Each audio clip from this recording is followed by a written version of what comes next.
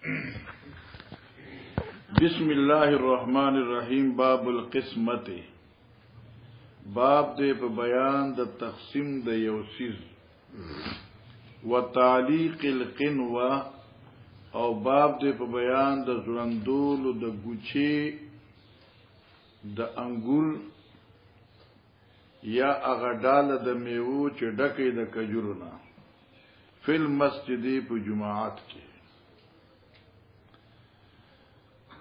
مقصد و غرض د امام بخاری دا دی چې بعضی امور مباحه په مسجد کې کول جایز دي. من جمله د اغینا تقسیم د یو سیز، من جمله د اغینا یو ګوچا د میوه په یو جماعت کې ځړند کې لپاره د غربا او د مساکینو، او دا گمنام خیرات وی، او دا پټولو کې افضل او بهتر وي. غرض دا چې یو شی ویشل په جمعات کې جایز دي، بشرطی کې چې احترام د مسجد چې کوم دی هغه برحال او ساتل شي، دا جایز دي. الکه ایوب جانا امام بخاری علیہ الرحمت د دې باب انعقاد تا ضرورت ول مخصوص کا وجہ صدا وی اصل کې مسلم شریف 210 او دارنګي ابو داود شریف 74. په دې کې یو حدیث راځي چې رسول الله صلی الله علیه وسلم فرمایل یو سړی جمعات کې د رخصت اعلان وکړ. نبی علیہ السلام فرمایي چې من نشد الضالة فی المسجد فقولوا لا رد الله عليك فإن المساجد لم تبن لهذا. یو سړی په جمعات کې د رخصت اعلان کوي، تاسو ورته وایي چې لا رد الله عليك، الله خود دا شی درته چره واپس نکي، ځکه چې جماعتونه دل جوړ نه دي. یاش ابو داود دا استاسو زړ څلور اویا صفه او مسلم 210 صفه آئے کې دا حدیث موجود دی ان المساجد لم تبن لهذا. نو دین دا سے معلومی دل چې هر کله د رخصت اعلان په مسجد کې منع دی، نو بیا دسترخوان چول دابم منی پوشو کنا، بیا یو شیشه ویشل په جماعت کې آبم منی. د امام بخاری علیہ الرحمت فرمائی چې نا امور مباحه جائز دي، خو قید لگا بشرط بقای احترام مسجد، کہ دا مسجد احترام موجود وی، باقی وی، برحال وی، خو ټیک شوا او چینینو نا. روز دیجه که لوگوان سحر گل تا یو خبر کوما تاسو ما اوره خیر ده.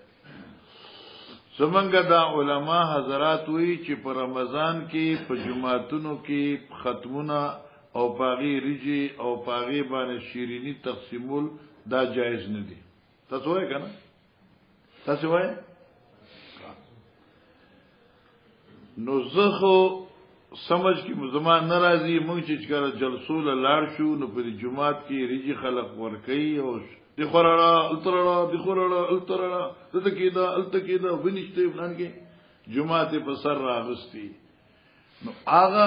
جایز نه دی او دا څنګه جایز شو، دا زما په ذهن کې ناراضي.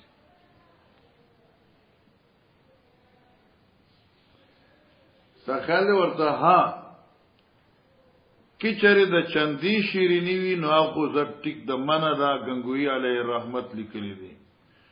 او که یو سړی وی امیر سیبی او د امیر سیب زوی وی او هغه قران عظیم پر رمضان کې اورولی وی، او بیا امیر سیب په خپل جیب پاکټ خرچي باندې او سنډا حلال کی او پریجو کې واچي په جمعات کې خلق باندې اخرى، نو تاسو چې دا منه دی د دې وای نه چې جمعات کې دا نو هغه منه دی، او تاسو چې جلسو کې دا شور جوړ کړی او ریجی ورکوي جمعاتونو کې، دا څنګه جایز دي؟ څه خیال دی ورته؟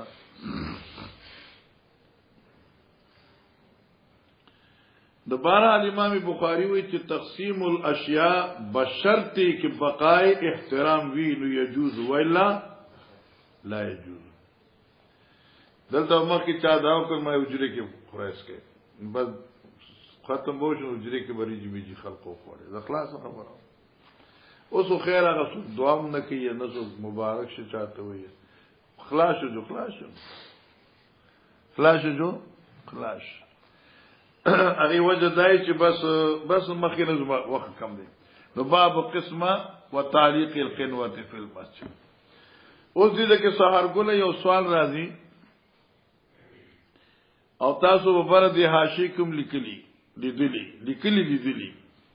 چې امام بخاری د باب دو جزء دی یو قسمت ته یو تعلیق القنوه دا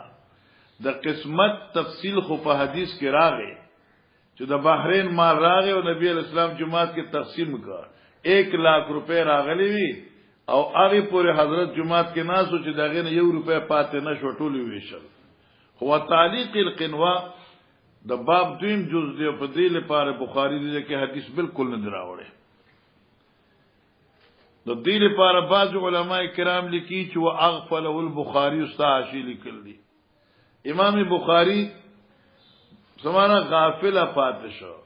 مانا تعلیق القنوه ذکر کو داغی لپاره د باب راولنا غافل پاتشو یا خیال رانغه یا تغیر شو. بعضی وی چې نه داتا قسمت عام شو نو تعلیق القنوه چې کوم دی نو دا خاص دی. چې عام تقسیم جائز دی نو تعلیق القنوه به طریق ولا جائز دی. او تعلیق القنوه به څنګه لکه صابر الحق په کواد کې د امرودو دغه باغ وي او د روزانه جمعه ترازی یو پیټه ډکا د امرود راوړي او د جمعه یو ځای کې کیږي هغه ماشين څخه او ځان بس خپل مزونه کې نفلونه کوي او یو ځل خلقو طویل چې ګوره دا خیراتی دي کې چازل کیږي نو ځان خپرس کوي د غرباو د پار دی راوړي په جمعات کې کیدی عربو بداسو چې جمعات کې بلکه کونډي وي انو هغه جمعات دیوالو سره بچا د کجورو ګوچا راوړلا چا بدا انګورو راوړلا چا به کجورو سره دی لپاره کې یتیمانان وی غریبانان وی مسکینان وی باغی د احسان نی بس دا زرن دی لپاره دي چې بس خوړې شي. لکه بعض مساجدو کې خلقو مسواکونه خي تخیل ورته غیر مستعمل نه مسواکونه خو دغه دی پاری رکه چاله ضرورت واضح لري. دا په عربو کې دا دستور موجود وو لیکن دلته امام بخاری باب را نه حدیث را نه محدثین دغه جواب کوي چې من عادات البخاری الاستدلال بالخارج. کله کله امام بخاری استدلال کې په خارج سره اصل کې دا تعلیق القنوه چې کوم دی دا په نسائی کې شته او په ابو داود شریف کې شته. نو دې لپاره امام بخاری تا مجبور کوي په مطالعه د حدیث باندې او تا ته چې لکه د قسمت پر خماري وات راوړ د تعلیق القنوی د پر ته چرته وګوره تا ابو داود ما ترا کړه توخیره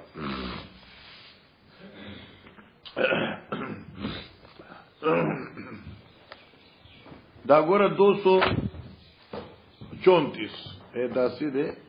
دمه وخت په نه لګي داسې ده ٹھیک شو بالکل دا کرکړم به حدیث حدثنا نصر بن عاصم الانطاکی ما پس رازا عن عوف بن مالك قال دخل علينا رسول الله صلى الله عليه وسلم المسجد وبيده عصا حضرت پلاس کے امساوا وقد علق رجل منا قنا خشفا یو سړي ځوان د کړیوا یو ګوچا اوچا کړسا فتوانا بالعصا حضرت علیہ السلام دا لخت وشتا فی ذلك القنی وقال لو شاء رب هذه الصدقه کچره خوخوي مالک د دې خیرات متصدق باطيب منها وقال ان رب هذه الصدقه ياكل حشو يوم القيامه. قالوا چې درته 234 مانو الله دې معلوم کې چې ما خلاص کړو څه پیدا شو دنه پوزه غری کې زخم را روان دي قول ما کرام صلح امت په پوښوي په دیوانه نو آلته کې 234 کې روایت موجود دی یو سره اوچا میوه راوړی و یعنی غیر مناسب ونه و نبی علیہ الصلوۃ والسلام خدای جدا ډول راوړل وکي الله ارادو کی تو طالب په جنت کې دغه اوچا میوه راکړي مانه څنګه چې تا خیرات کوي دغه څه بینو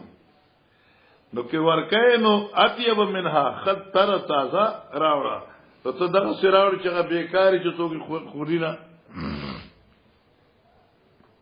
قال ابو عبد الله امام بخاری وی القنو القزق العزق قن وسطوي العزق ستوي گچی توي والاسنان قنوان والجماعت اذن قنوان او دا قنوه مفرد دی نو دی تسنیه قنوان راځي او جمع دي چې هم په سره قنوان راځي لك مثل سنوين وسنوان سنوين مفرد دی او سنوان جمع شو وقال ابراهيم يعني ابن طهمان ابراهيم يعني ابن طهمان وي عن عبد العزيز ابن صهيب عن انس رضي الله تعالى عنه قال اتى النبي صلى الله عليه وسلم بمال من البحرين نبی علیہ الصلوۃ والسلام یو ورځ ناستو او د بحرین نه دولت راغې مال راغې او بین سطور لیکلي دي چې 1 लाख روپے تقریبا او په هغه زمانه کې 1 लाख روپے خو د دې زمانه 1 ارب نبم سیواوي لکه چې زه کوم ځای کې پاتې کېږم کنانو چې سن 71 72 کې د تاجوک کې مدرس وم نو دغه سړي سره زما ډېر غپ شپ دی ماته 1500 روپے راکړي یو کانال مکه دلونه په 1500 روپے باندې کانال مکه اوس دلته کې پیسې ته 1500 روپے تیل لګي انو هغه زمانه کې بیا وسمر له مسله وا نو 1 लाख روپے راغلي فقال حضرت انصروا في المسجد واړو دا پیسې په جمعات کې سبحان الله واړو دا سي دسترخوان واړو وکان اکثر مال اوتی به رسول الله صلی الله علیه وسلم دا هغه ډیر مال چې راغلو حضرت صاحب ته اگر چې بان اموال راتل خدا اکثرو فخرج رسول الله صلی الله علیه وسلم الى صلاه حضرت جمعه تراغه ولم يلتفت الیه دې پیسو تړو نه کتل شراغه ډیره پروت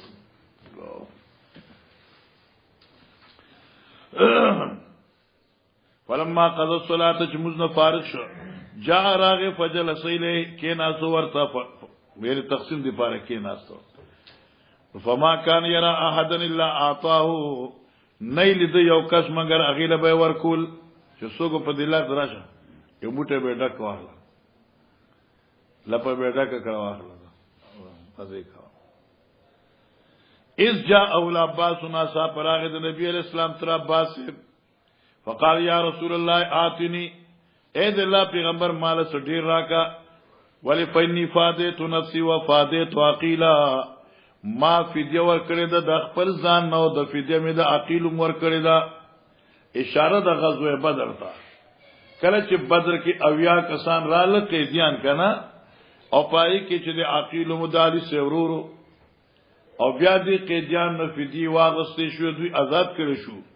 نو دغه وخت کې عباس فدیه خپل ذاتی ځاني ور کړی و او د خپل طرف نو ور کړی و د عقیل نو ور کړی و نو مال خصوصو نو ما ور کړی دی زما حکور کنگال بینک پاتې شوی دی فقال له رسول الله صلی الله علیه وسلم خذ وکا کاز بدل صدر کوم خو بس دا ډیره پروت ته چې څومره دې پکاري نو واخله چې څو دې پکاري ها فحصافی صوبینو دې لا صادر خورګ او چې دې معنا فحصافی صوبی اچولې شروع ک په خپل دې صادر کې اصل کې حصا لپوتوي لپی ډکولې او دلته یا چولې لپی ډکولې دلته چولې ثم ذهبن چې خصادر ډک کنا ثم ذهبن اراده دې دا اراده وکړ یو قله چې اوچت کې دی لرا دا یو قله د تقلیل نه دی ګوره ها پوښ کنا دا د قلتن یا د قلتن نه دی او قله حتا اذا اقل صحابا ثقالا شیخ القرآن د پیړې رحم الله بوي چې اوسره په قرآن پويږي داغیله په خپل مکتبه کې د لغاتو کتاب خود ضرورت نشته دا سورۃ اعراف کې راځي کنه حتا اذا قل صحابا ثقال سقنا لبلد نو معنا ثم ذهب يقله لغیر ادو کچ دا پیټه اوچت کی ولم یستطيع اوچت نه کړي شو دمر غټ پاندې ځان ډک کړو نو فقال یا رسول الله امر بعضهم اے د الله پیغمبر دي طالبان ته حکم وکي يرفعه الیا چې دا ماته لګوچت کی نبی علیہ السلام الله زه خو چاته نه دا اخلاق د حضرت صاحب دا نه وی چې ته داسي دا دومره ډکړه حضرت زه خو چاته نه مچل په خپل ځان پېټ ډکړه په خپل چاته نو قال دی عباس فرفعه انت علیا کہ طالبان ته نوې دراشه تراته اوچت کړه نبی علیہ السلام چې لا دغه حکمت وکړه زم نشي اوچتولې نو فنصر منه دیتن لګ کم کړي رسول په دې لری کړي ثم ذهب يقلون باراده او کړه اوچتي کی فقال يا رسول الله مربازهم يرفعوا الي قال لا قال فرفعوا انت عليا قال لا فنصر منه نبيات کم کړي دوزل شو ثم احتمله چې په دې ځل کم کړي بیا دا بار چې کومونو دمر شو چوچتول شو نو فالقاه على كاهله نو کې خود په خپل اوږي باندې ثم انطلق روان شو وما زال رسول الله صلی الله علیه وسلم يتبعه بصره نو چې څنګه دې روان شو نو همیشه پیغمبر اسلام چې ورپسې کړي وي خپل سترګې دیتا یعنی قتل ورته دې روان دي حضرت بطور تعجب ورته قتل چوغر بابا تا څنګه پیټه ډکړ روان دي کنه حتى خفي علينا تردي چې قدم نه پناش عجبا من حرسه عجبا متعلق يتبعه بصره سرخه يتبعه بصره عجبا من حرسه حضرت تر پس نظر مقرر کړو او ولی تعجب کو په حرس د بقاکا باندې فما قام رسول الله صلی الله علیه وسلم وسمه منها درهم مان پانس د حضرت دی ویشنا په داسې حال کې چې دغه نل ته 1 روپے پاتې وا ما ناغه ټول ویش کړو خو ځان له سوجا ځان له شي جدا نه کړ معلومه شو چې تقسیم فی المسجد جائز دی او چې دې سره سره بدا محدثین ذکر کړ دي سره د بقای آداب مسجدنا لکه په سړیتوب یو سړی اخلي یا په سړیتوب یو شی بل ور کوي مال راکا دغه اخواکا دا خو بالکل د جمعه توهین دی او موږ وایو چې الکه اعلان منه دی او په خپل په ټوپونو نو خیر دی مو وایو کنه اعلان منه دی په خپل کې ټوپونو والکه خدا اعلان زکه منه دی چې فین المساجد لم تبن لي هاذا نو ټوپونو د پاغم لم تبن لي هاذا شابه ګور علماء کرام دا آسان دي ښا باب من دویل طعام فی المسجد باب دی بیان داغه چا چې आवाज وکړي شي بلن وکړي شي هغه تلپات د ډوډۍ په جمعات کې ومن اجاب منه او باب دی بیان داغه چا چې قبولیت دعوت کی منه دې طرف د داعینا لاندې نقطه لیکلې ده خدای شاول الله رحم الله قول داري چې وجد اراده دې باب صدا اثبات امور المباحه فی المسجد بس سمانا امور مباحه په جمعات کې روا دي ځکه چې بعض روایتو کې راځي چې لکه جمعات کې خبره منه دي کنه فین المساجد لم تمن لهذا ایو روایت کې راځي هغه تابعی هغه یاد ده تر عربي چې راغله په جمعات کې چې مجاز کړي نبی علیہ الصلوۃ والسلام فرمایي فین هذه المساجد للصلاه ولذکر الله دا جمعتونه د موږ د پاره دی او د الله یاداشت پاره دی او دې کې سوال پیدا شي چې هر کله جمعه مسجد چې کوم دې لپاره د موږ د ذکر دی او دعوت ته واعظ نصیحت ته اوس کې اوسې جمعه کې چې طالب سبا روټه کړی دا او ته سبا زما دعوت لرازي پونه شو کنه یا چاہتے چې آو تھوڑا سا بیٹھو پوچھو کنه چائے پیتے ہیں نو آیت دا دعوت ورکول جایز دی او که جایز نه دی؟ امام بخاری چې دا دعوت جایز دی ځکه چې دا د امور مباحه نه دي. خو مرګره په ځای نه پریږدي کنه بیګا موږ سه مرګره تل بیا موږ په ځای پریږدو راغی خیال ورته خدا سبحانه کې د دې ته نورانی مزاج وي خیال ورته شیخ د پیړای بوي معراج واقع به ذکر کولا وشا عطاولا شاه بخاری قصه ذکر کوله چې نبی علیہ الصلوۃ والسلام په معراج سفر ته جبرئیل ور سره لاړ چې سدرۃ المنتهى ته رسیدنه ته په مخ کې زړه نشم تللی نبی علیہ السلام جبرئیل دې په دراويسته اوس مخ کې نه دی وکي بار زلار چې ما وزر به وسوځي نو بار جات نشم تللی یو ګوروي د نورانی وي زمانه کې په ځای پرې خود عطاولا شاه بخاری هم سیدو کنه یو ګوره زمانی کې په ځای پرې خود ویاله کې زوی کنه زب سوځیدلو مخ ما به د خپل نکم مرګتیا نو پرې خود په میاس کې اوسره مرګ نه پریږي خاجي چرته بمباری مې وکړه چې کم ځای کې مې وکړه او شو ځه خاجي من دوی چې تو امن فی المسجد ومن اجاب منهم یره دا زموږ استادان موږ ته ناشنا طریقې خېلې مالک دعوت او اجابت په جمعات کی جائز دے کر دا امور مباح نه دي جی تیز تیز وای چې د ټیشن ته ځان رسوم با وجدت النبي صلى الله عليه وسلم في المسجد ومعه ناس فقمت فقال لي أرسلك وي اسحاق ابن عبد الله جمع وارد انس ابن اي وجدت النبي صلى الله عليه وسلم في المسجد یو رسول الله نبی علیہ السلام ولید په جمعات کې ناس ومعه ناس حضرت سیف سره نور خلقهم فقمت ذ فاسدم فقال لي نبی علیہ السلام ما ارسلك ابو طلحه ابو طلحه لګلی دا مبتدین دي بدبخت اولاد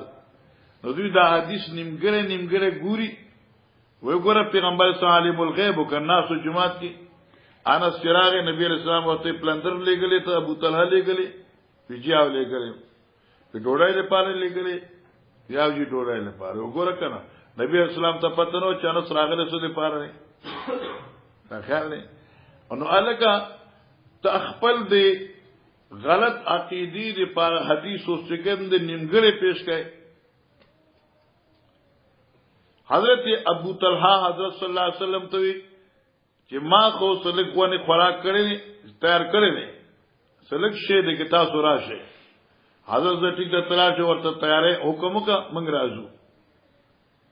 نا خوراک کور کې تیارې وک دا انس خو د ابو طلحه سو مې دې زیو کنه انو چې دې راغ نبی رسول الله ورته ابو طلحه پلان لګلې ویجا روټه تیار شو یا نو دې تل به وي اوس امیر سے زمګه دعوت وکړه لکه پرون چې کړه خدا څخه منظور نه ده کنه دعوت دغه کور کې زم خزم دغه صفخه دعوت خدا سي طالب په خپل مزاج پوخ کې نه پکې ټماټري نه پکې وړي دا خیال ورته قصه دې هغه د برکت شي کنه نو اوس امیر صاحب چې نن زما دعوت ته منګه ناسو یو طالب راغی منګه امیر صاحب لګلې یا دعوت هغه دعوت یا نو دې تل مغيب هغه موږ ته مخې ویلو کنه نو معنی دا شو قال لي ارسلك ابو طلحه فقلت نعم قال لي طعام ده طعام په غرض قلت ما نام فقال لمن حوله حضرت خپل مرګورو ته چې چاپیره تناس قومو پاسه ابو طلحه خیرات کړي دي سبحان الله دا ویل بخاری دې مې سګي نو دې منډه کا خطه ته وی چې ډوړې خو لګاو حضرت خټو صحابه ته وی تا ورته ویلو کې نه یا ما ورته ویلو بیا به ماشه الله اکبر خدم ساجي وي وانطلق بين ايديهم حضرت روان شنو دته مخ کې لاړم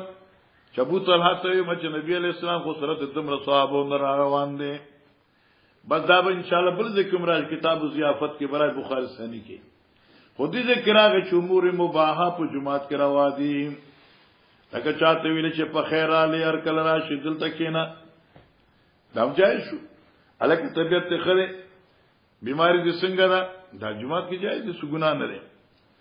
جی باب القضاء واللعان فی المسجد بین الرجال والنساء باب دې په بیان د فیصله او د قضا کولو او دارنګي د لعان په جمعات کې په منځ د نارینو او د زنانو کې. اوس ګوره مولانا صاحب محدثین اعظام فرمایي چې باب کې دوه خبرې القضاء واللعان چلکه قضا هم د جمعات کې کول شي او لعان هم کول شي. خو په دې باندې باسه لکه قضا او هغه د پیغمبر علیه الصلاۃ والسلام د اوامر عجلانی مبارک د حدیث راغل کنه او تاسو مشکات کې خو ویلې ده او دارنګي بخاری ثانی کې به ان شاء الله تاسو تراشي. دیراغه رسول الله صلی الله علیه وسلم ته کې یو سره کور تلاړ شي خپل خځو سره سوکو ګوري نو آیت به وجنی اغیلا چې بیا به تاسو مړ کوي. مطلب دا و چې یو سره داسې کور تلاړ شي او حرکات غیر مناسبه وګوري بیا غیرت دغه غواړي چې باغی باندې سره دورکی دې تبرګي او ټوکی او کې داسې چلو کنه بیا به تاسو مړ کوي نو دا مر فایده څه شو اکه نه وجنو دا خو بیا کار خراب دي. پیغمبر علیہ الصلوۃ والسلام وکینا تم ډیر غیرتی غتان ز زیات غیرتی و او مان الله ډیر لوی غیرتی دي او دغه د غیرت په وجنه الله پاک دا حرام سيزونه او زنا حرام کړی دي.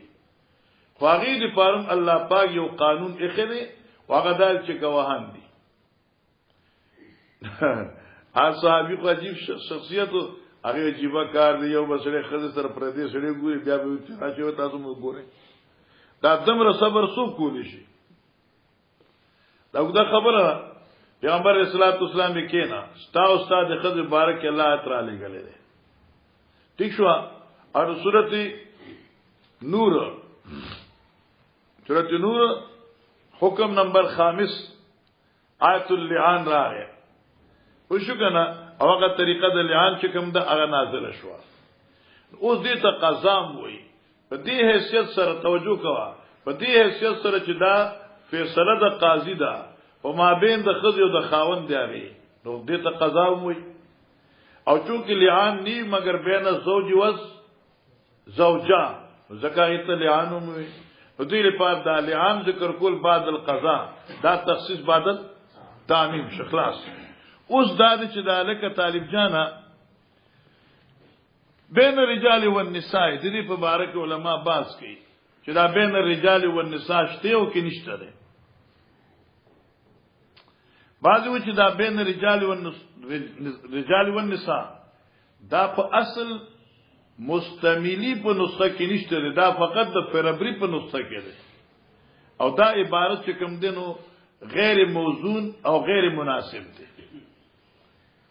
مولانا زکریا رحم الله فرمایي چې دا غیر مناسب باري چې دا منګه متعلق کو چا سره لکه فل مسجد سره چې تر مسجد سره منګه متعلق کو بیا خو ټیک نه ده او کدا منګه قضا سره متعلق کو بیا خیر ده. او منګه چې باب القضاء بین الرجال والنساء فی المسجد بس باب دې بیان د قضا بین الرجال والنساء مانو فیصله کول شي ته په منځ نارینه او زنانو کې بس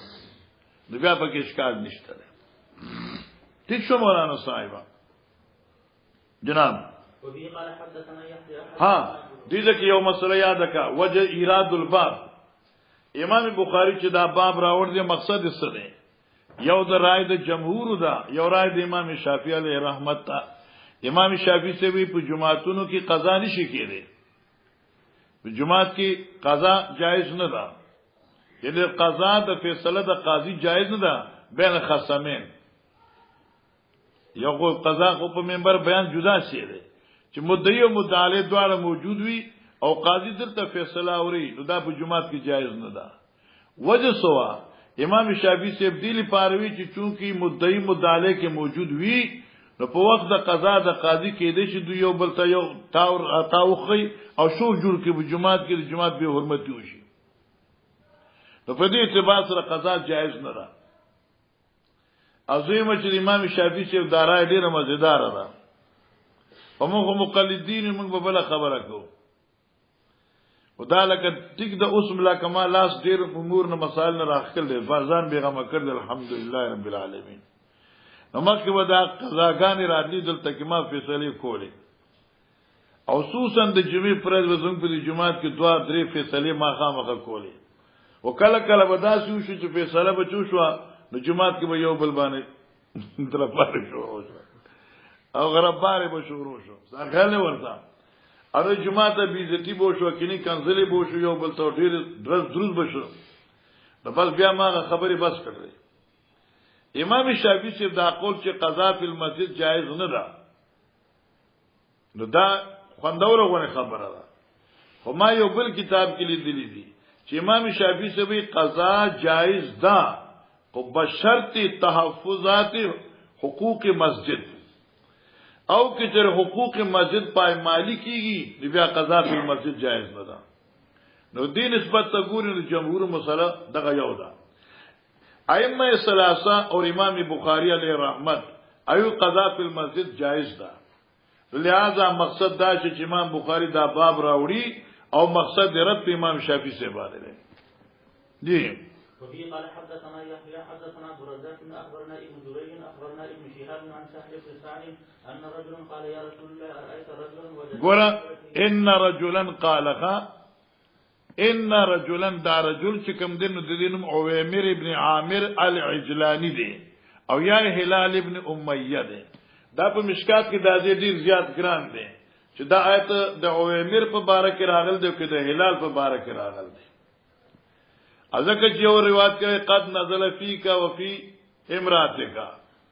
علماء کرام فرمای چې د نزلن مراد دا نه دی چې دا فقط د اوامر په باره کې دی یا د هلال خلک نزلت معنی دا چې حکم تعلم شامل دی لکه چاغیله شامل یا رسول الله رایت رجلن خبره کمال په بار دی یو سړی وجد ما امراتی رجلن چې د خپل خزه سره سوکو ګوري یره په بد کار کې ايقتله راځي به غیله وجني یعنی وجل جایز شو او اوس دې کې اختصار دی بل ذکر راځي فتقتلونه نو کې دې غیله مړ کی بیا بتا سوې چې د شریعت حکم دادي چې په قاتل باندې قصاص دی بیا بتا سي وجنه قاتل دن بیا څه کومه ايقتله اته بغیله وجني بس اوس دې کې اختصار دی دا حدیث انشاءاللہ په 800 صفحه کې بتا تراشي 695 کې هم دی او زیات تفصیلی په 800 کې دی تراوانو 800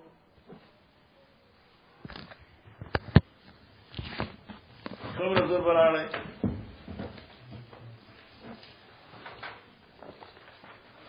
دا ګوره 758 میرا راځي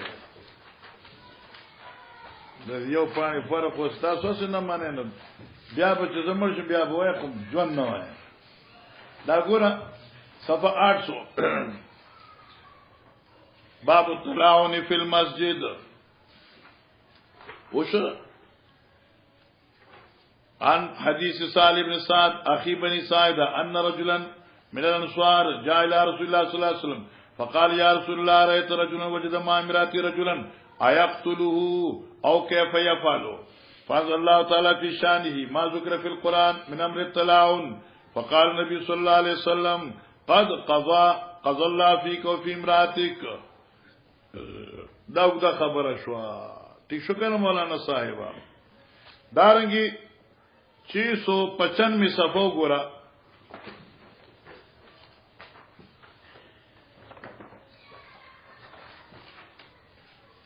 دا مونږ ته نږدې ده ان شاء الله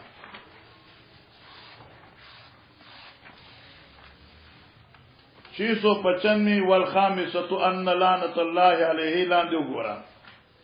عن سالم بن سعد ان رجلا رسول الله صلى الله عليه وسلم فقال يا رسول الله اريت رجلا راى ما امراتي رجلا ايقتله فتقتلونه ام كيف يفعل خلاص جناب باب اذا دخل بيت يصلي حيث شاء او حيث امر ولا يتجسس ګوره علماء کرام د دې باب دوه حصے دي او دوه اجزا دي او په باب باندې ځان پوښا د باب یو استداد اذا دخل بیتا یصلی حيث شاء او حيث امر. ګورا دا حدیث موږ مخکې ویلې ده.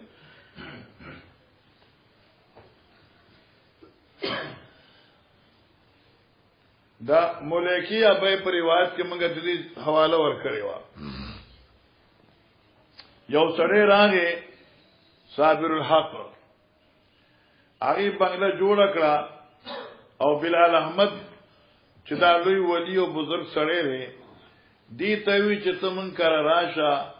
او زم په دې کور کې ما یو ځای مختص کړی دی موږ لپاره یا تراشه زم په دې کور کې مزبو کې موږ تفاره په دعا وغواړي. اوس دې لاړ دې په خپل مرزي او ځکه کودريږي مزتا یا به دې تپوس د مالک خانه نه کوي چې کوم ځکه مزو کوم. دا دوه خبرې. امام بخاری علیه رحمت دا حدیث راوړی دی. ندین د امام بخاری رجحان دا دی چې د پردی په کور کې بده تجسس نه کوي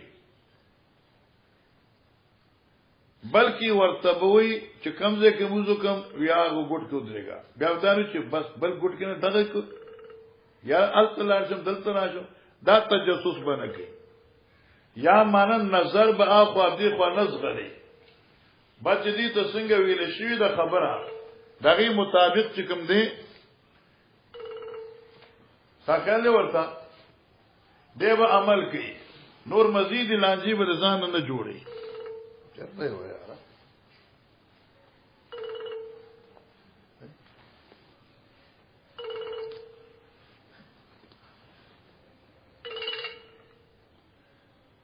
السلام علیکم جناب خیریت ہے مزاج سے اچھا اچھا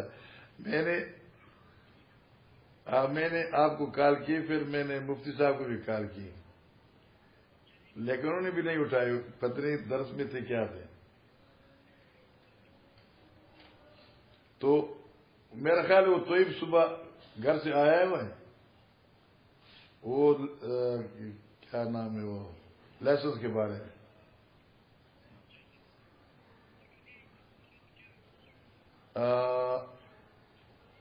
فون نمبر تو مجھے ان کے ٹھیک ہے میں اس کو فون کرتا ہوں وہ آپ کو فون کر دے گا ٹھیک ہے جی ٹھیک ہے ٹھیک ہے ہاں میرا بھائی وعلیکم السلام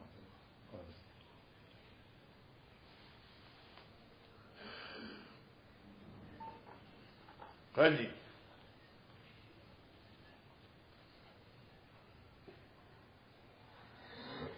دې کار کې چې کار راشي نو دا خني دا مليان ټول خوبونه کوي شته او دا پکې سبق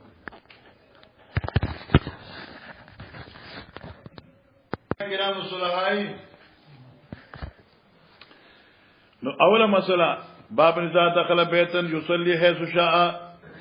دا ګوره اذا دخل بیتا يصلي دا جمله استفهامیه ده او که دا جمله استفهامیه نه کوي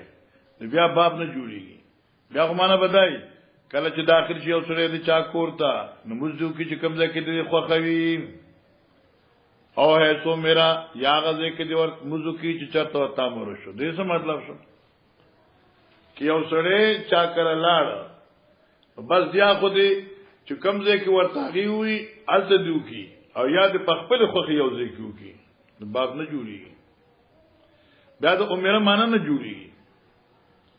نو دل په دا یو صلی چې کوم دینو دا جمله استفهامیه ده سوالیه فقره ده معنا ایو صلی حيث شاء اې دې به مسکی په خپل خوخي چې کوم ځای کودريږي او حيث عمره یا به دې مسکی هغه ځای کې چې دې ته حق حکم شوی دی اوس حدیث نو معلومیږي چې دې به موږ هغه ځکه کوي چې کوم ځکه ورته امر شوی دی په خپل خوخي بنو دريږي د پردی په کور کې ستاسو اختیار دی مړه زکوی ایصلی حیث شاء او حیث امرا ولا تجسسوا او تجسس بنکی او د تجسس دو توجیهات دي یا خدا دې اذا دخل بیتا یصلی حيث شاء ولا تجسس تا ته چاوي چې مولانا عبدالوارث سیبا تمن کر راشه دو رکعات مزبو کې مونږ ته پار به دعا وواړي اې چې د دروازه کلاو کړه په چې دازم بیٹک دي الله اکبر بس خلاص شو ولا تجسس تاسو مو کارګه کمی کمرې کې مزو کوه یو ځای کو درګه دا یو معنی شو دیم او حیث امرا یا د موضوع کی پاغازه کی چې دیتا شوی د حکم ولا يتجسس عثمان بدای ولا يتجسس او تجسس د نکی په کور کې یعنی افا دی خو د نه ګوري چې څوک ماته ګوري کې نه څوک ورته څوک ولاړ دي کې نه روشندان کې څوک ولاړ دي کې نه کما هو عادت الخلق اذا دخلوا في بيوت الخلق ونشوي چې خلق تقریبا چې څوک لارو کی او راځي چې دنه چې تاسو کې چې سوچ نه کوي فلک سترګې کته روانو سه بس مالک بیت په روانو سه تجسس بنا کوي دوه معنی شوي اول معنی ته کېدا اذا دخل بیتا يصلي حيث شاء ولا تجسسوا بس کله کې یو سړی ته امر وشو د عبادت کولو په کور دی چا او دې داخل شي دی په کور کې نماز دیو کې چې کمزه کې دی خوخوا ولا تجسس تجسس دې نه کوي دا تاسو نه دې نه کوي چې کمزه کودري کوم کمزه کې نه یو شو یا او امرا حيث امرا یا چې دیتا حکم وشو چې دې کې موضوع کا ولا تجسس او دې دا تجسس نه کوي چې دلته نه کوم حالت کوم یا ولا تجسس تجسس نه کوي سمانا اے احوال د بیت معلومولو کوشش دې نه کوي دیو بل ته دی ګوري نه بس خلق مسله حل شو جناب قال حدثنا عبد الله بن مسلمة حدثنا ابن الصامت عن ابن شهاب عن محمود بن ربيعة عن ابان بن مالك ان النبي صلى الله عليه وسلم اتا فی منزلی نبی علیہ الصلوۃ والسلام راغه په کور د اتبان کې او دا اتبان سروس تفسیر را روان دی بل حدیث کې اتا فی منزله راغه حضرت دی کور تا فقال حضرت اين تحب ان اصلي لك الک ملی سیبا کم زه خو خای چې زه ورته موضوع کم اين تحب ان اصلي لك کم زه خو خای چې موضوع کم زه لك لپاد دعاستا لك لپاد خیر او برکت ستا دا چې تا دې پاره کوم من بیت کده کورستانا قال دی فاشرت له الى مکان ما دا سي اشاره وکړه جی هغه دې نو فكبر النبي صلى الله عليه وسلم حضرت تکبیر تحریموي وصفنا خلفه او موږ د حضرت شاته درېدو فصلى ركعتين نو زما تجسسونه کړه اين اصلي لك ما يجدل تعالى الله دا نه جمل دازې خنه د التزم نه دغه ستاته کوي چې جیزت تکې نه ته دا نه چې نور تکې نه کله چې نور کې دای زنانی نازي وښه کنه دا نه چې برته زما کله بر نور څوک ملمانی او تاسو چې دلته کې نه بس الته کې نه ساخل ورته مخکې دا باب المساجد في البيت وصلى البراء بن عازب في مسجد دار جنازه بیوت ها باب المساجد فی البیوت دا باب دې په بیان د جوړولو د جمعاتونو په کورونو کې وصلى براء ابن عازب في مسجد داره جماعتا توجه کوي خام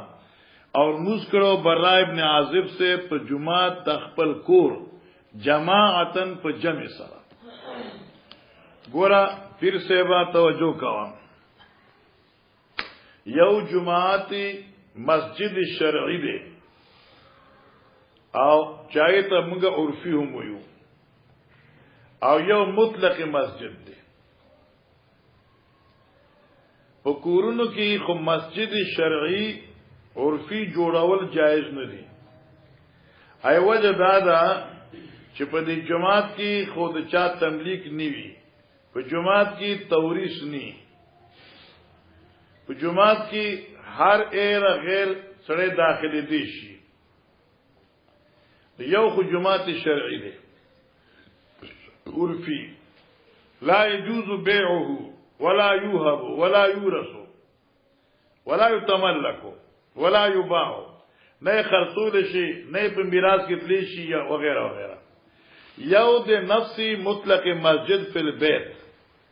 چاگه مسجد شرعی نه ده چاہے کی اذن عامه نه نو نفسی پکور کی یو مکان مختص کول عبادت پارا دا اولا اور مستحسن عمل دے اولا مستحسن عمل دے لیکن داغی حکم پشان د عام مساجد بنی لکه دی مسجد کی جنوب نشراتے حائزہ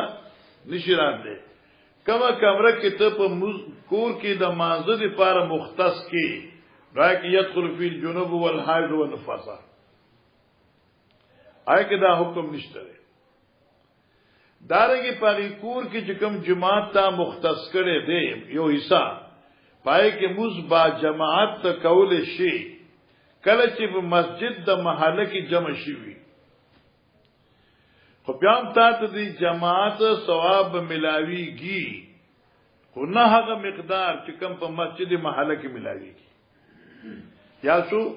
یو مسجد عرفی شرعی شو ایو مطلق مسجد شو حضرت علیہ السلام ویلو کورونو کی سب بعضی زیون عباداتو دی پارا مختص کئے ما افضل بیان کیوی چه ما خلق اللہ مال ورکرلے او دوی نن سوا بنگلی جوڑی نو په بنگلو کی یو حال دوی جوڑ کی اغیتو ٹی وی روم اوز پاک ڈش روم شو نو ما چه تاسو کورونو جوڑاوی نو یو پاک مسجد روم هم جوڑ گئے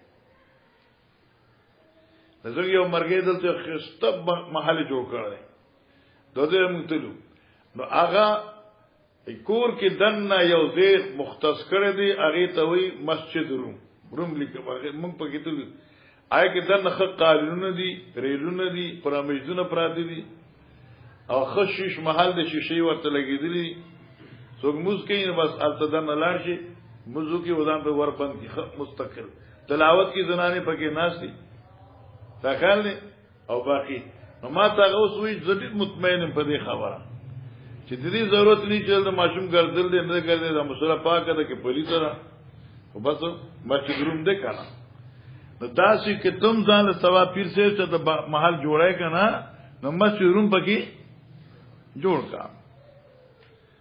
او رسول الله صلی الله علیه وسلم هم حدیث دی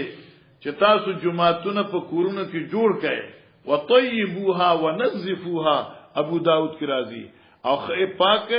او خې صفا کې او دغه احترام او قدر وکړي یا ځتا ابو داود بدویلی دا ذکر دی ویلې مسجد ودورها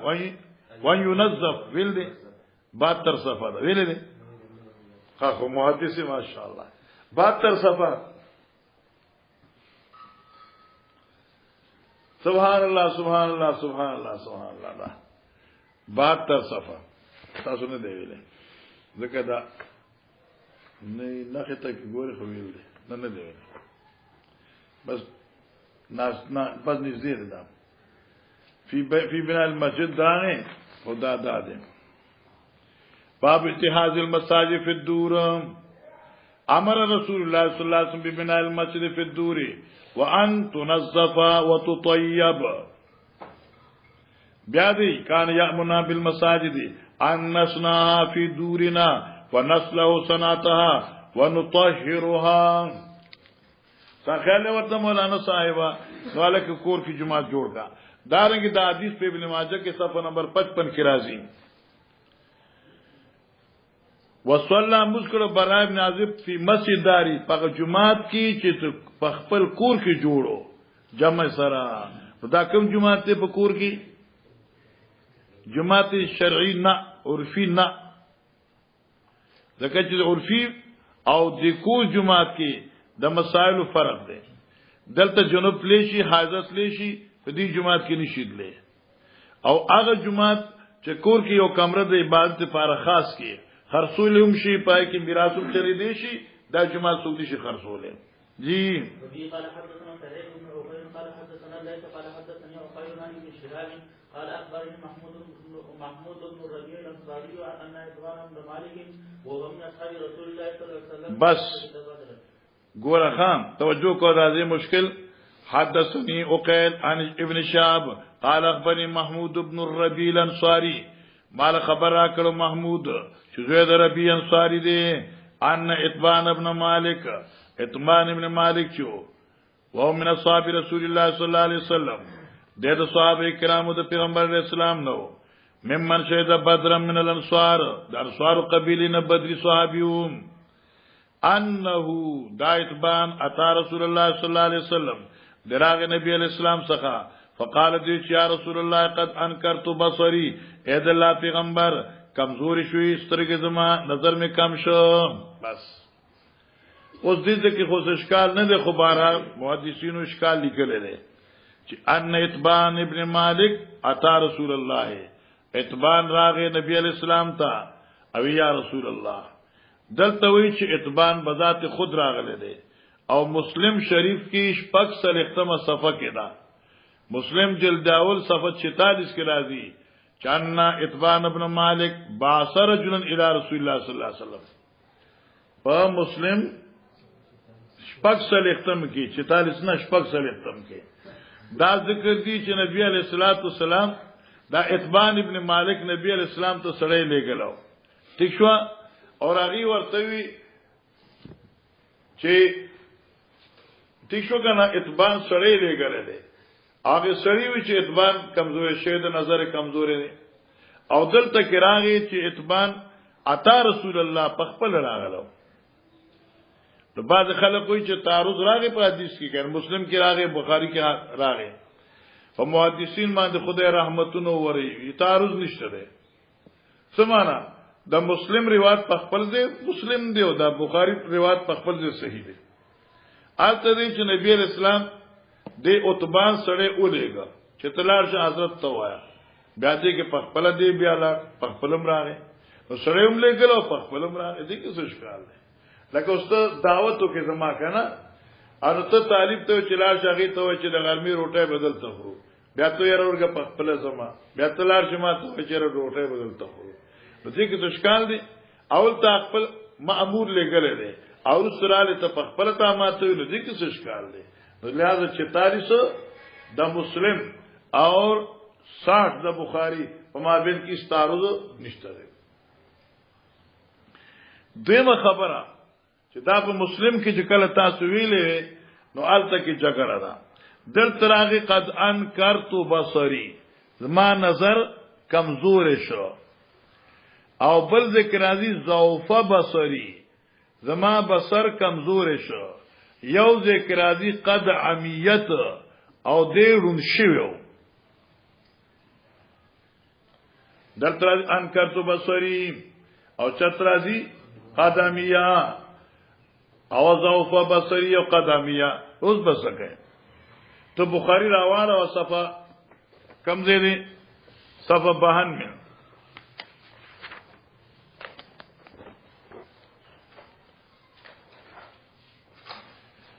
گورا صفه 52 میں حدیث گورا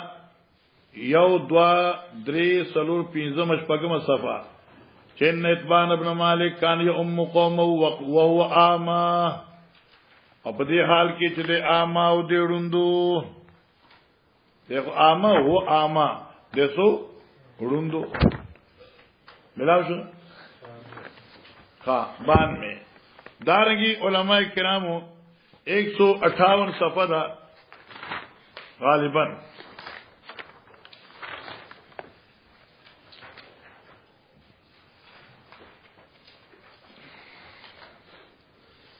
دے 158 کم دقا سرازی کنتو صلی لقومی بنی سالم وکانا یحولو بینی و بینم از جاعت الامصار امطارو او دیده فجئتو رسول اللہ صلی اللہ علیہ وسلم فقلتو لہو انی انکرتو بصری نظر میں کمزور شو آتی انکرتو او تلتوی قد عمیا اوس به سګای د جواب په مسلم جلد اول کې دی 233 د مسلم جلد اول راوړا معنی دا وا چې اول زمانہ کې د دې نظر لیک کم شو او بیا غ کموالی زیاد شو نو پړوندوالي بدل شو مار 233 ملاو شو وته اے ګورا دا شاله سړی بیا دا 233 دی 233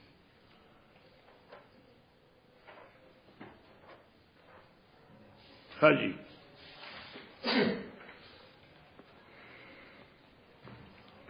او دې کوم دغه روایت ګوره وهو من اصحاب النبي صلى الله عليه وسلم من شهد بدرا من الانصار انه وتى رسول الله صلى الله عليه وسلم فقال يا رسول الله اني قد انكرت بصري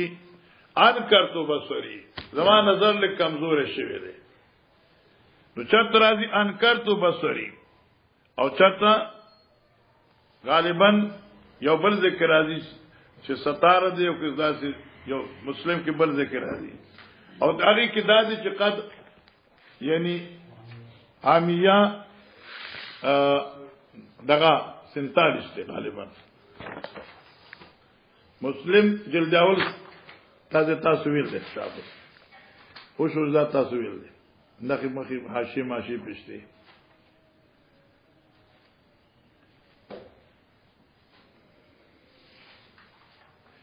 دا بالکل 47 رومبه کر خلا حدثنا ابو بکر بن نافع العبدي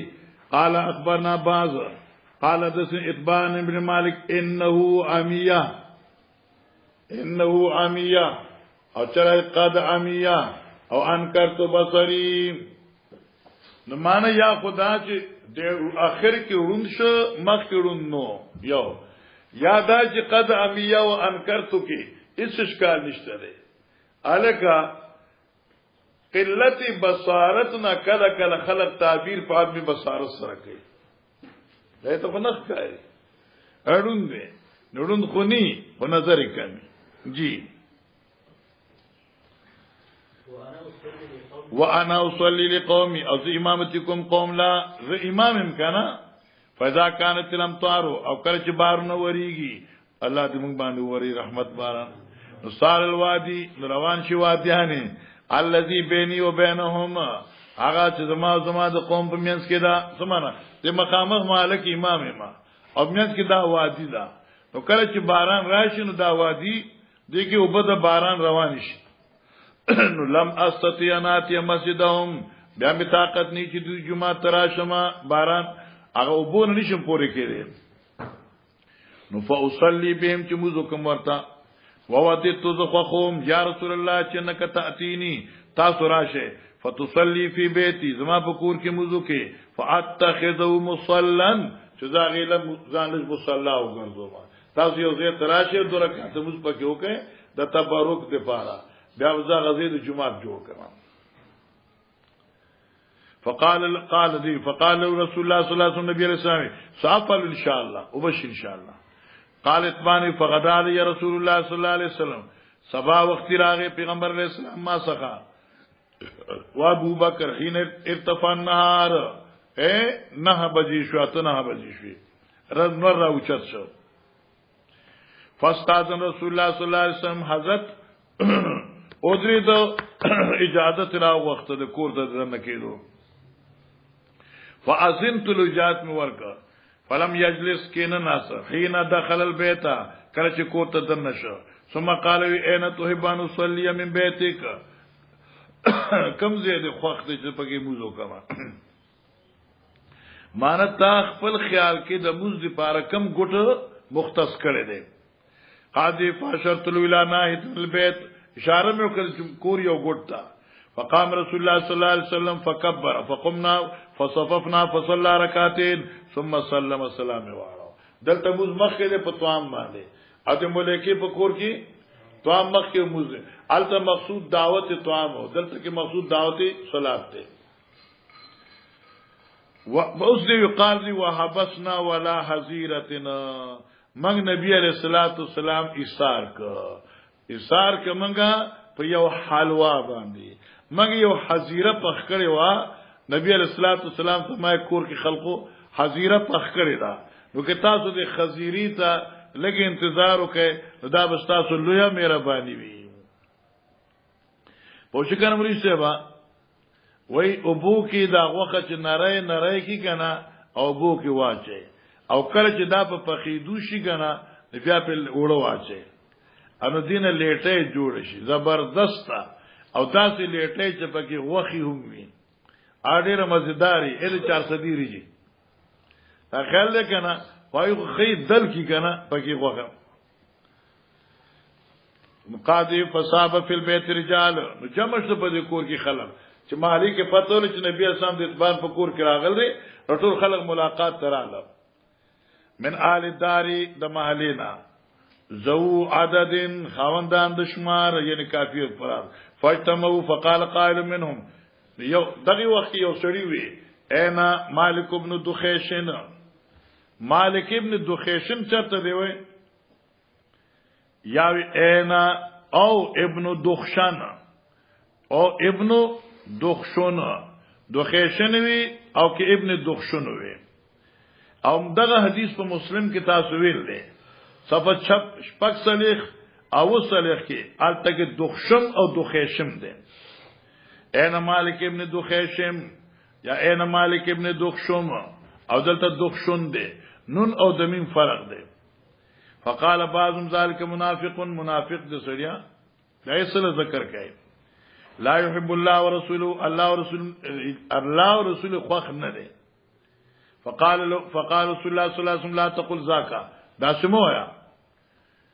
الا تراو ته ویني چې قد قال لا اله الا الله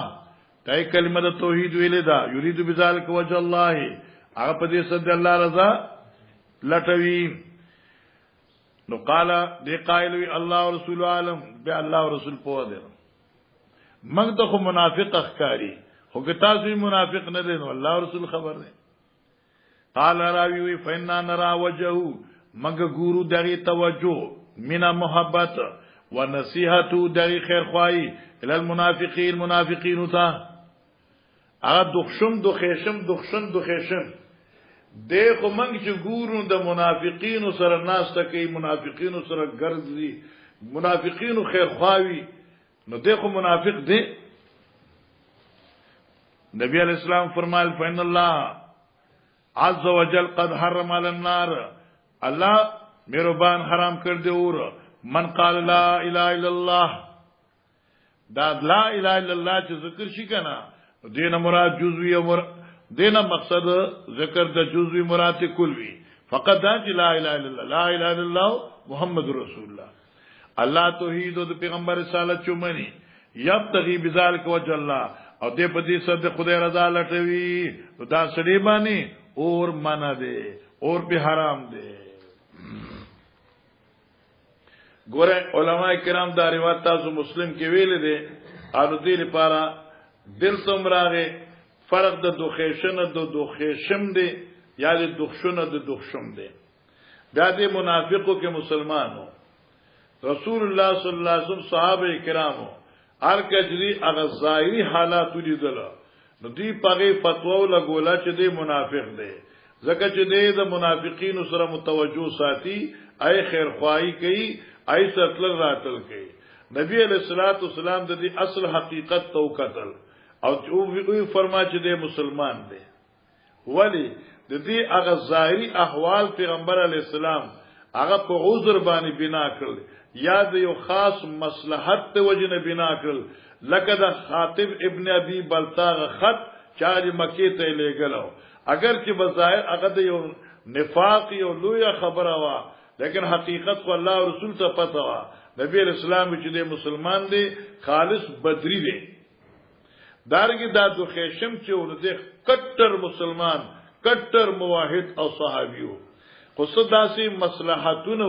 چې دغه فوج سره د خپل قوم نه مجبورو یو د قرابت ته وجنه مجبورو یا مقصد مخبت دې رخصه یا دې اغي سره تل راتل کول په دې غرض باندې چې د دې تنتما او حرص د ایمان د دې نو ځکه وساتل راتل کول چې دې داتمو چې دې بس شي ایمان به قبول کړي او زما به مرګري شي لہذا پیغمبر علیہ الصلوۃ والسلام د هغه چا قول رد کړ چې چا دې په ظاهر فتوا لګولا او چې دې داسې دې نمازي چې بلا تحقیق فتوا لګولا نه پکاره قال ابن شهاب زهری وی ثم سالت الحسین ابن محمد الانصاری توجہ کوها بیا ما تاسو کده حسین ابن محمد الانصاری نا دا حسین سوق دی هو احد بني سالم د دې قبیله نه دی وهو من سراتهم او دا حسین ابن محمد د سردارانو د قبیله نه دی سراتهم سردارانو نه عن حدیث محمود ابن الربيع دا حدیث ته محمود ابن ربینا فصدقوا بذلك فغید دی خبر باندې تایید وکم اوس دې ځکه یو وهم دی خو ستاپ دی کتاب کې د سه او د نه فرق دی چې چا ځکه نصر الباری دا سه او نه فرق دی بیا ځان له اصلاح وکړي سوال غي دالي کل دی چې دا حدیث خو محمود ابن ربینا دا سوال لیکل دی چې دا حدیث کو شهاب ابن شهاب د محمود ابن ربینا ذکر کړي فای سوال پر شامل کړي هغه دا حدیث محمود ابن ربی د ابن شهاب نه نقل کړي دا څنګه دی ابن شهاب دا حدیث نقل کړي د محمود ابن ربینا اور محمود ابن ربی خو صحابي دی نو چې د بیا ابن شهاب د محمود ابن ربی باندې تردد ولی کوي او چې ثم سالت حسین ابن محمد الانصاری بیا د غیر اسما د حسین نم تاسو کا ناغي ما ته دغه سي حدیث بیان کله ک محمود ابن ربی چې بیان کړي نو ولید ابن شهاب پر روایت محمود باندې چې صحابي دی تردد علما دې دوه جواب کوي یو دا چې ابن شهاب په خپل تردد نه کوي د شاګردانو تردد ختمي ځکه دا حدیث ته محمود ابن ربی چې دی دې کې بظاهر اهمال الاعمال دی من قال لا اله الا الله داخل الجنه د اعمال ضرورت نشته بس کلمې باندې ضرورت ملاويږي تو بظاهر خو دې کې اهمال الاعمال نو د شاګردانو تردد ختمي چې بچو غره یوازې د محمود ابن ربی سره نه دی اورېدي بلکې دا ماده حسین هم اورېدي اپ دې کې ذکر جز مرادی کل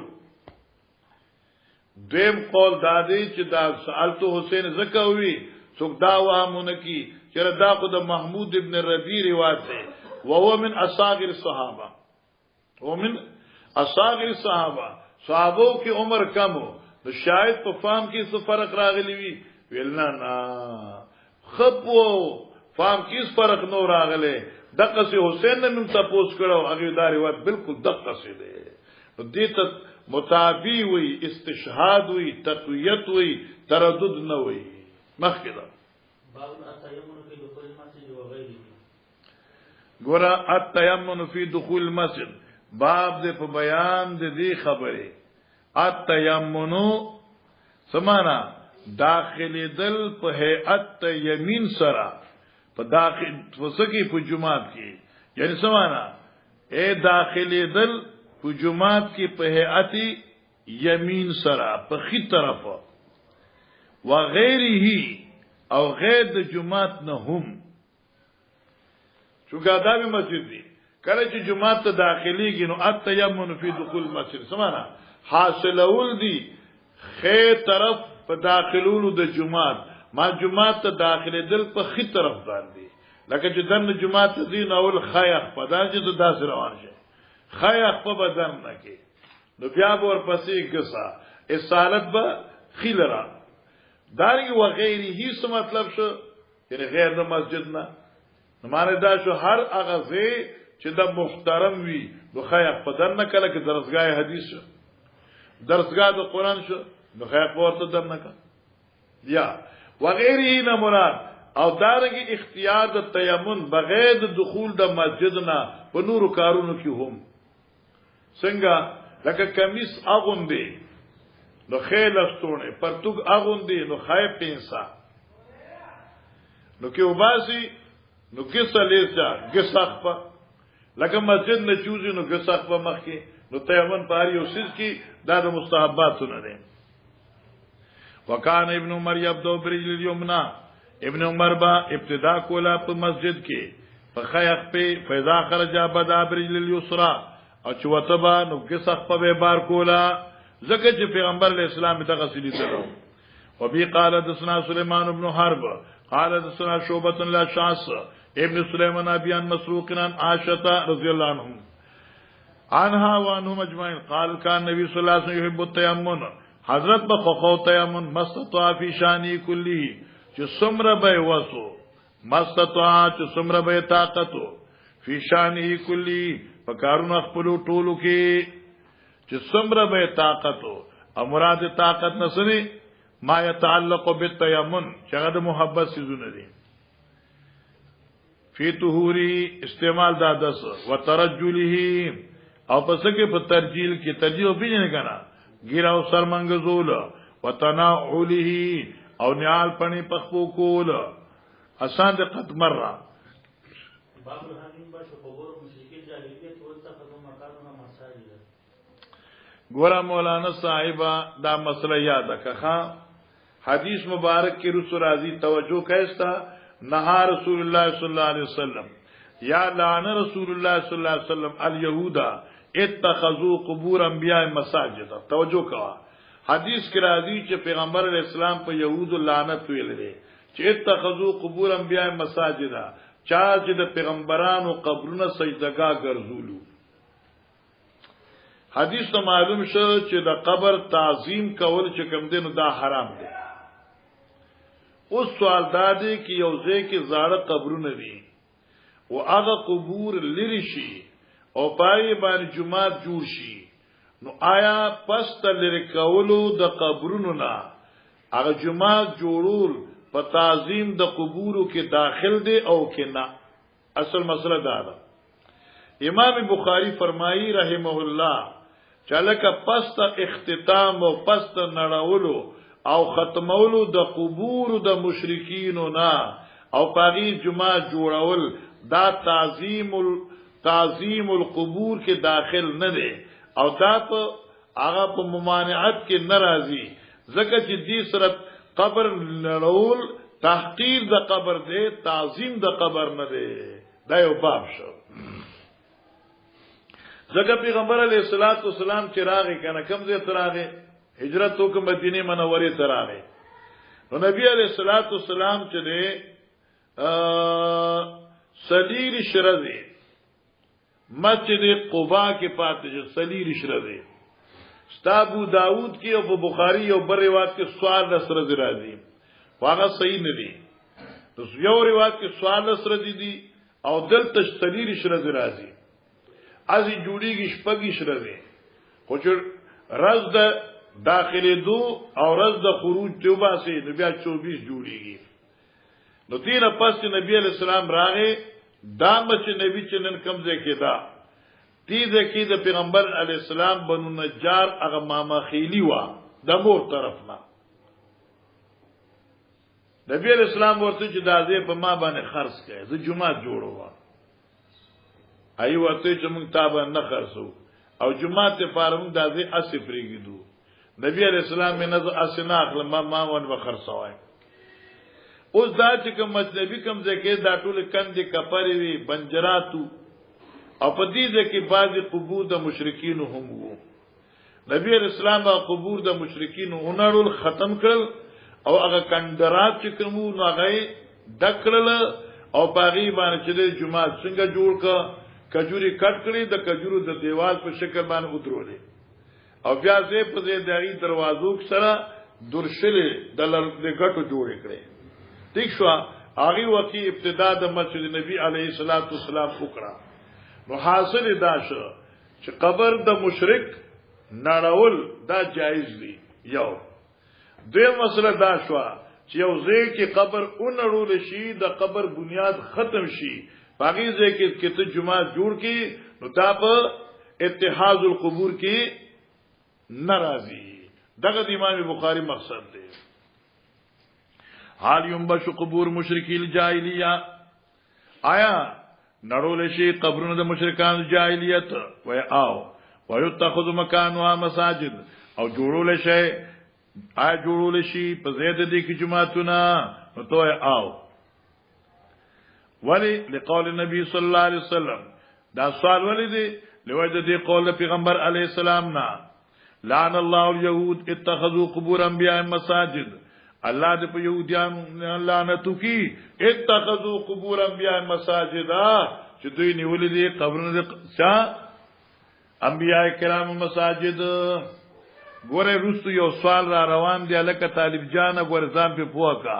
دا مرزایان قادیانیان نه دا په اسلام کافر دي. ګوره دوی وایي چې عیسی علی السلام مړ دی او ځکه حدیث کړی لعن الله اليهود والنصارى اتخذوا قبور انبیاء مساجد او د نصارا خو سره یو عیسی علی السلام نو او نو عیسی علی السلام مړ نو بیا نصارا د چا قبر عبادت کو نمنګوي چاغه نصارا اعتراضن ذکر دی اصل دا حدیث دی لعن الله اليهود اتخذوا قبور انبیاء مساجد. دا زم دلیل شګنا او بیا موږ غیزه جواب ورکو چې یا خدای چې النصارا ذکر دي چې هغه په دې عقیده کې د يهودو موافقت کو وما يكره من الصلاه في القبور. دارنګي په دې باب کې بیان دی د دې خبرې چې مکروه دی مز په مقبره کې دې لپاره مستقل باب را روان دی په سبب 62 کې کراهیت الصلاه فی المقابر التو نور خبرې کو. ورأى عمر بن الخطاب رضي الله تعالى عنه انس بن مالك يصلي عند قبري فقال القبر ولم يأمر بالإعادة. عمر سے چوکت انس رضی اللہ تعالی عنہ په مقبره کې موږ کو یعنی قبر سره نږدې چرته ولاړ موږ کو وی القبر تهذیب اتق القبر وشکنا بعد القبر او موږ خو دې وک لیکن بیا اعادی اډر ولا ورنک حکم ورنک معلومه شو چې موږ وشي خو مال کراهت کیږي او موږ کیږي خو مال کراهت اعاده اولاد او کې اعاده ونکی جائز ده. جی قال حدثنا محمد بن المثنى قال حدثنا يحيى عن هشام اخبرني ابي عن عائشه رضي الله عنها ان ام حبيبه وام سلمة ذكرتا كنيسه رأيت ګورا د ام سلمہ او ام حبیبه صاحبان چوي د دوی رومبه هجرت کړو حبشه ته. حبشه چونکه د نصارا او زیو بالته کې ګرجی زیاتې وي نو دوی چې ګرجی ته چرته وتلی نو آج کتل دین آلتا کی فوٹان او سنس سیزون پراتو او گرجی دیر خیستا کرے کله چې نبی علیہ السلام و بیمارو نو دا بیبیانی ورسره کور ناستی دی ام سلمی ام حبیبی خپل منځ کې خبرې کولې زړې د زنانو عادتي ریاض دي درته غمو چې حبشه کې هجرت کړو ایا بیا کنيسي ته چمګه تلو اپګه چې فوټان براتو نبی علیہ الصلوۃ والسلام چې واوریدل نبی علیہ السلام وی لعن الله اليهود اتخذوا قبور انبیاء مساجد. او بیا دغه وجه خدا چې دغه ظالمانو د عقیده وا چې کله به یو رجل صالح پکې وو هغه مرشه هغه به چې دوی خخ کړو د په قبر به گنبد جوړ ک او بیا به د گنبد احترام کو کما هو اليوم. وای ذکرتا کنیستن دوی ذکر وکړ یو کنیسه پیژنه کنه معبد نصارا چایته سوې چرچ راینا بالحبشه عامل ذل په مقام د حبشي فیا تصاویرو چې بای کې فوټوانو فذكر ذلك النبي صلی الله علیه وسلم دوی نبی علیہ السلام ته دا خبره ذکر کړه فقال نبی علیہ السلام فرمای ان اولئک داخل چو اذا كان في رجل صالح کله چې دوی کې یو سړی صالح مرشه فما تبنوا على قبر مسجدا فقبر به جمعه جوړ کا وصوروا فيها تيك الصور او دغه صورت د بزرگ چو دا به الته کې جوړ کا نو قبر ثقبو او به د قبر کې دا بزرگ دی واغه قبر سره معامله کوله د احترام او د تعظیم. اولئک شرار الخلق عند الله يوم القيامه الله پرز باندې بدترین مخلوق دی. هکذا نن په ایران کې دغه قصیدی ایران کې باقاعده په د جمعهتونو کې د خمینی علیه ما علیه او دغه د اتباع فوټان پراتی او بار طرف ته بار ویزان وی او دی عبادتونه کوي. جی قال حدثنا مسدد قال حدثنا عبد الوارث عن ابي سياح عن انس بن مالك رضي الله عنه قال قدم النبي صلى الله عليه وسلم المدينة فنزل أهل المدينة في حي يقال لهم بنو عمرو بن عوف فقام النبي صلى الله عليه وسلم فيهم 24 ليلة. ګوره مولانا صاحب توجه کوئ نبی علیہ الصلوۃ والسلام چې هجرت حکم کینا حضرت قباء ته لاړه او دا قباء چې وکنه دا د بنو عمرو ابن عوف قبیله جوړ کړو مسجد قباء او آی وخت خونو د حضرت نرسو جوړ شوی دی خدا چې جوړون کیو نو مسجد دغه سو بني عمرو ابن عوف او مسجد زرار چې چا جوړ کړو بني غنم ابن عوف معلومه شو د عوف د زامنو ایو غنم او یو چې کوم دی سوکو عمرو نو عمرو ابن عوف چې کوم نو دا مجاهد دی موحد دی او غنم چې ونو منافقو پلار دې دوارو یو دی نبی علیہ السلام دلته کې سلیری شرزه پاتې شو او د سلیری شرزو نرستو حضرت دا اوس کوم ځای کې مسجد نبی صلی الله علیه وسلم دې ته روان شو صحابه کرام ماشاءالله د نبی علیہ السلام نه چاپیره او مصلحو دې لپاره يهوديان چې کوم دې حضرت ته تکلیفونه رسي او چې پیغمبر اسلام لاړ دغه مسجد نبی زیتا نو دلته کې سامینونی دازه په ما باندې خرڅ کې هغه ته اشاره ده قادم النبي صلی الله علیه وسلم مدینه راغ نبی اسلام مدینه ته فنزل علی المدینه فی حینا نبی علیہ الصلوۃ والسلام را کوش په مدینه کې په ژوندو باندې حین راغل ده کنه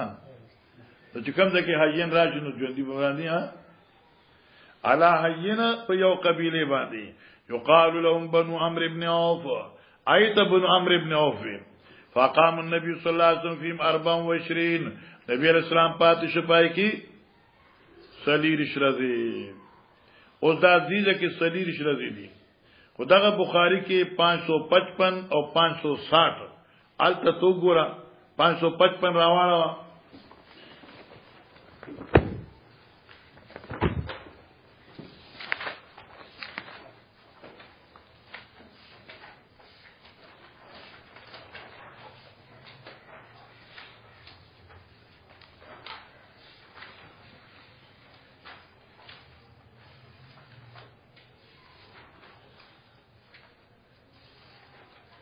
دلته ګوره درې مکرخي کې راځي حتا نزلت بهم فی بني عمرو ابن عوف وذلك يوم الاثنين من شهر ربيع الاول دا يوم الاثنين وا يوم الاثنين بينه کنه د سوار رضوا د ربيع الاول نا او بعض وی چې دا د جمعې رضوا خو خبره صحیح نه ده دارنګي 560 وسو ګوره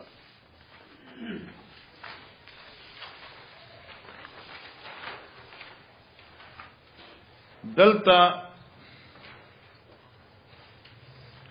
رنبای کرخرا بالکل رنبای کرخرا حتى نزل في علو المدينة في حي يقال لهم بنو عمرو بن عوف فأقام فيهم 14 ليلة دلتا حضرت پاتش سوال لسره یوم الاثنين کراغی او سوال لسره پاتش دغه سي ابو داود کی صفحه 72 کې راځي چې سوال سره دی او دلته کې راغی چې دا سلیل شرزي دي دا ګوره دلته دې درېم کرخه بنو عمرو ابن عوف قام في 14 ليله سوال سره دلته پاتې شو ابو داود کې سوال سره دي بخاری برزه کې سوال سره دي او دلته سلیل شرزي دي محدثین فرمایي چې دا سوال سے چالي کل دي 14 دا د کاتب غلطی ده او اصل کې دا 20 او خودي 10 ذکر کړ دي ادا 24 دي او دا قول سلیری جوړیږي بیا علما او محدثین په دې باندې حساب هم کړی ثم ارسل الى بني النجار بیا نبی رسول الله سره ولګ بنو نجار تا فجاءوا نبی رسول الله سره ولګ بنو نجار ته تاسو خرازوا فجاءوا متقلدين سيوفا رالو دوی په داسې حال کې چې ځان باندې ځان سره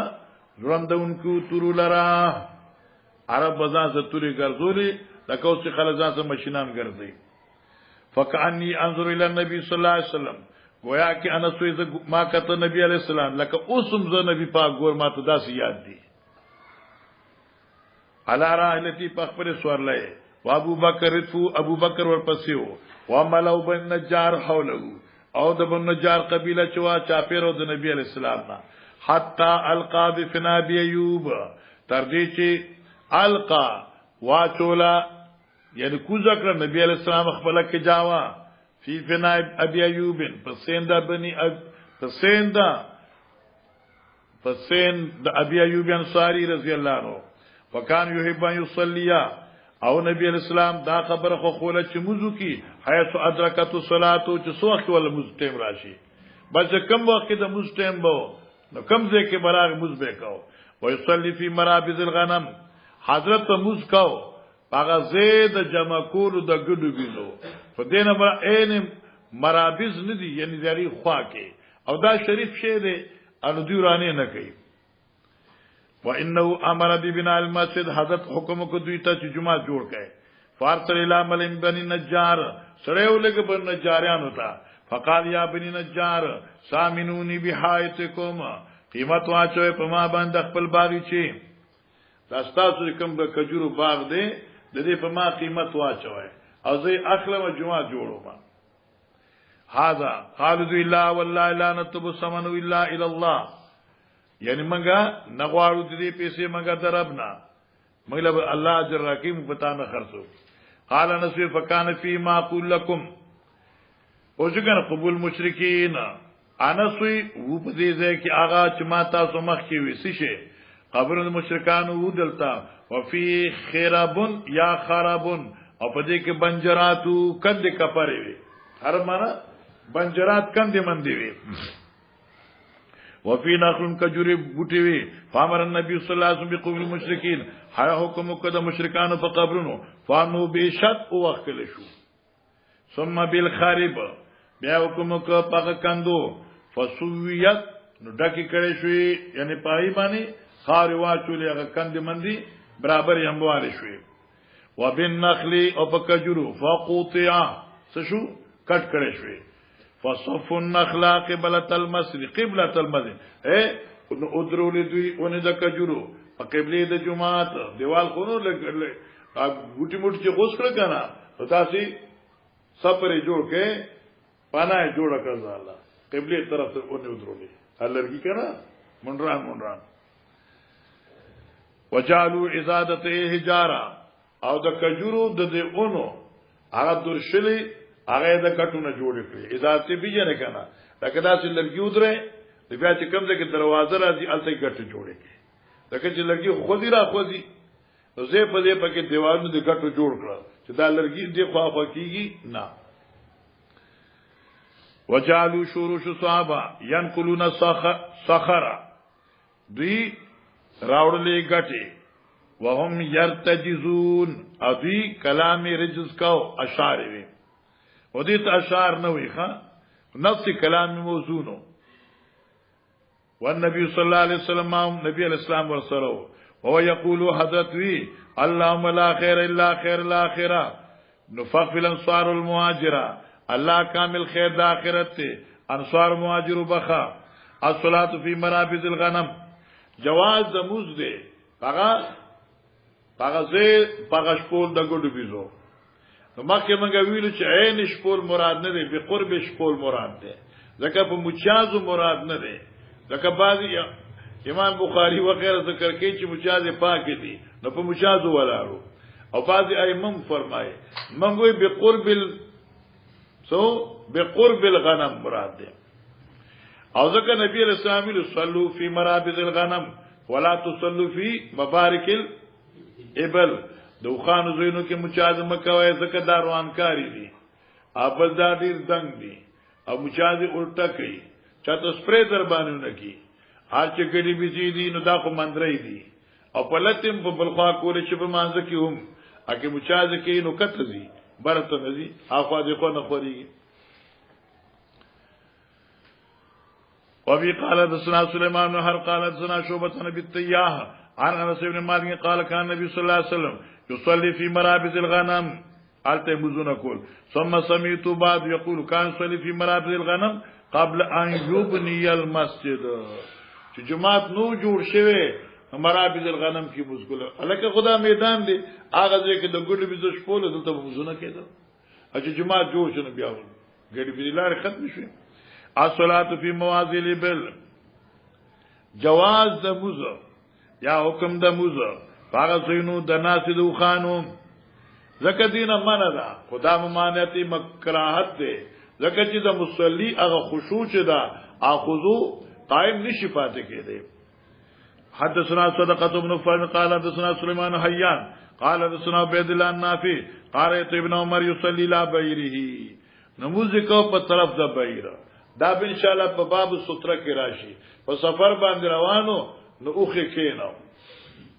څوک داسې کېنو څوک داسې کېنو داسې او یو طرف ته درې د موزیو کا وقال رأيت النبي صلى الله عليه وسلم يفعل مال ذلو پیغمبر علیہ السلام چې دغه څه کارونه کول ټیشن ته مرسته